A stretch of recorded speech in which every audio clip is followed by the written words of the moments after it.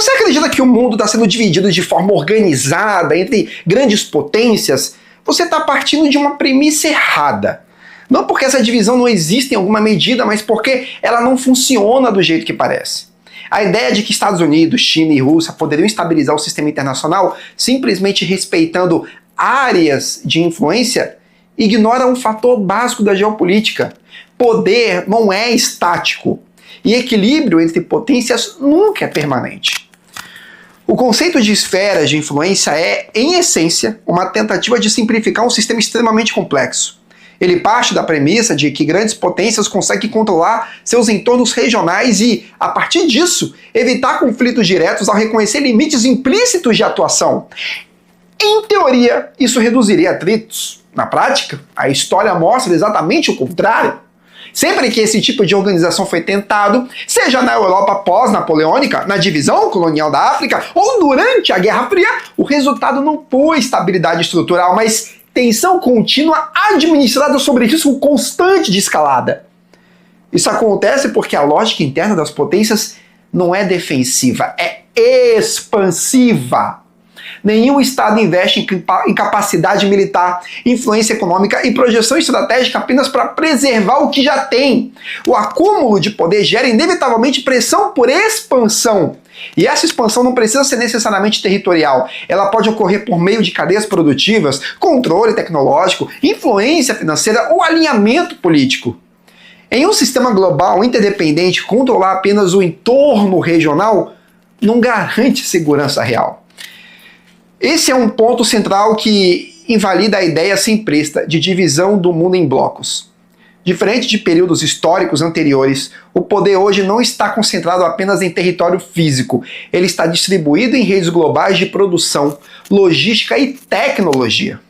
Um exemplo claro disso é a dependência mundial de semicondutores produzidos em regiões específicas. Isso significa que mesmo áreas consideradas regionais têm impacto sistêmico global. Logo, permitir que uma potência controle integralmente sua região não elimina riscos. Pode, na verdade, amplificá-los. Além disso, existe um erro recorrente na forma como se interpreta estabilidade durante períodos de divisão de poder. A ausência de guerra direta entre grandes potências não significa que o sistema era estável. Durante a Guerra Fria, por exemplo, o que existia era um equilíbrio baseado em dissuasão nuclear, não em respeito mútuo às esferas de influência. Os conflitos continuaram acontecendo, apenas de forma indireta por meio de guerras, por procuração, intervenções regionais e disputas estratégicas constantes. Outro fator frequentemente ignorado é que esferas de influência não são estabelecidas por acordo, elas são resultado de capacidade real. Uma potência só exerce domínio regional se for capaz de impor ou sustentar essa influência frente à resistência local e à interferência externa. E é exatamente aqui que o cenário atual revela sua fragilidade. Se uma potência precisa constantemente lidar com resistência ativa de países vizinhos, formação de alianças contrárias ou intervenção de terceiros, isso indica que sua esfera de influência não está consolidada, mas em disputa. Bom, do ponto de vista estratégico, isso gera um efeito previsível. Quanto maior a tentativa de expansão de uma potência em sua região, maior a tendência de coalizões defensivas se formarem ao redor dela.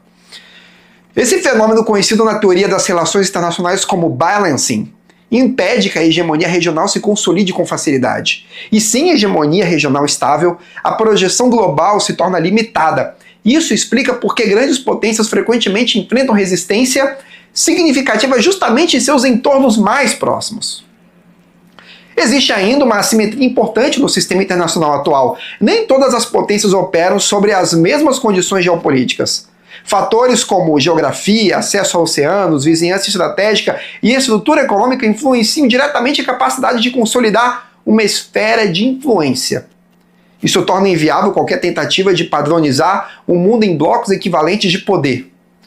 O sistema não é simétrico e nunca foi.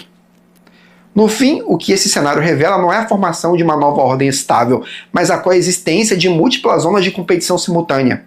Não há um redesenho claro do mundo acontecendo, mas sim um aumento da complexidade nas disputas de poder. A ideia de uma divisão organizada entre grandes potências é no máximo uma simplificação narrativa útil para explicar o caos, mas não para descrevê-lo com precisão. E é exatamente por isso que esperar estabilidade a partir desse modelo não é apenas ingênuo, é analiticamente incorreto. O sistema internacional não caminha para um equilíbrio definitivo, mas para um estado contínuo de ajuste, onde poder, influência e resistência se reorganizam constantemente. Qualquer leitura que ignora essa dinâmica está inevitavelmente subestimando a natureza real do jogo.